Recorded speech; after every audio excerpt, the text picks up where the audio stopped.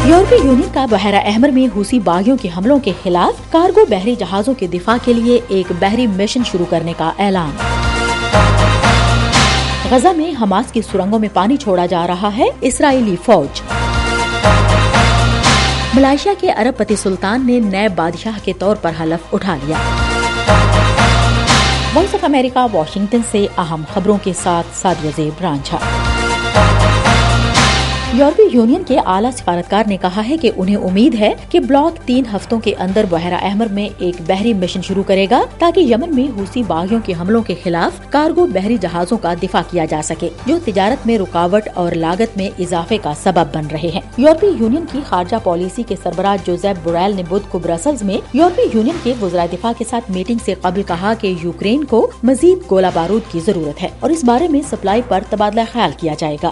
Not participating in any kind of actions against the Houthis, only blocking the attacks of the Houthis. Josep Borrell نے یہ بھی کہا کہ انہیں امید ہے کہ میٹنگ میں یہ فیصلہ ہوگا کہ کون سا رکن ملک بحیرہ احمر میں جہازوں کی حفاظت کے لیے یورپی یونین کے آئندہ مشن کی قیادت کر سکتا ہے۔ ان کا کہنا تھا کہ یہ آپریشن وسط فروری سے پہلے شروع کیا جا سکتا ہے۔ ہم وائس آف امریکہ واشنگٹن سے آپ سے مخاطب ہیں۔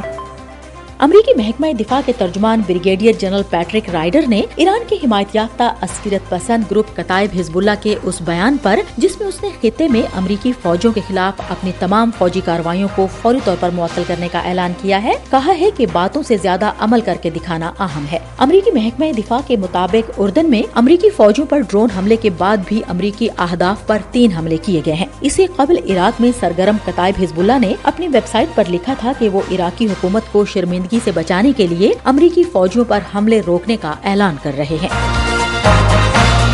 حماس نے کہا ہے کہ وہ جنگ بندی اور یرغمالوں کی رہائی کی ایک نئی پیشکش پر غور کر رہا ہے جو مصالحین نے اسرائیل سے بات چیت کے بعد ان کے سامنے رکھی ہے۔ حماس کے ایک سینئر عہدیدار نے رائٹرز کو بتایا ہے کہ اس معاہدے کے تحت مرحلہ وار پہلے اسرائیل کے یرغمال شہری، پھر اسرائیلی فوجی اور اس کے بعد ہلاک افراد کی لاشیں اسرائیل کے حوالے کی جائیں گی۔ اس سے قبل منگل کو وزیر اعظم بنیامین نیتن یاہو نے غزہ میں جنگ بندی کے بالواسطہ مذاکرات کے دوران حماس کے 2 اہم مطالبات کو مسترد کرتے ہوئے کہا ہے کہ اسرائیل غزہ کی پٹی سے پیچھے نہیں ہٹے گا اور نہ ہی جیل میں بند ہزاروں عسکریت پسندوں کو رہا کرے گا۔ منگل کو مغربی کنارے میں ایک تقریب کے دوران نیتن یاہو نے ایک بار پھر اس عزم کا اظہار کیا کہ حماس پر اسرائیل کی مکمل فتح کے بغیر جنگ ختم نہیں ہوگی۔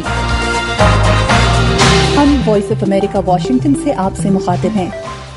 بدھ کی صبح جنوبی غزہ پر توپخانے سے گولہ باری کی گئی۔ اس سے قبل اسرائیل نے کہا کہ غزہ کی سرنگوں میں پانی چھوڑا جا رہا ہے تاکہ حماس کے زیر زمین پیچیدہ نیٹ ورک کو تباہ کیا جا سکے۔ حالیہ ہفتوں میں لڑائی کا مرکز جنوبی غزہ کی پٹی کا مرکزی شہر خان یونس رہا ہے، جہاں AFP کے نمائندے نے رات بھر مسلسل فضائی حملوں اور گولہ باری کی اطلاع دی۔ حماس کے زیر انتظام وزارت صحت نے تازہ ترین اسرائیلی حملوں میں کم از کم 125 ہلاکتیں ریکارڈ کی ہیں۔ اقوام متحدہ کی ایجنسی کے سربراہوں نے کہا کہ فلسطینیوں کے لیے مرکزی امدادی ایجنسی کو متنازع بنانا غزہ کے لوگوں کے لیے تباہ کن نتائج کا حامل ہو سکتا ہے۔ بڑے عطیہ دہندگان نے پناہ گزینوں کے لیے اقوام متحدہ کی ایجنسی اونروا کی فنڈنگ اس الزام پر روک دی ہے کہ 7 اکتوبر کو ہونے والے حملے میں اس کے عملے کے متعدد ارکان ملوث تھے۔ اقوام متحدہ کے اداروں کے سربراہان نے ایک مشترکہ بیان میں کہا کہ فنڈز روکنا خطرناک ہے اور اس کے نتیجے میں غزہ میں امداد کا نظام تباہ ہو جائے گا۔ ہم وائس آف امریکہ واشنگٹن سے آپ سے مخاطب ہیں۔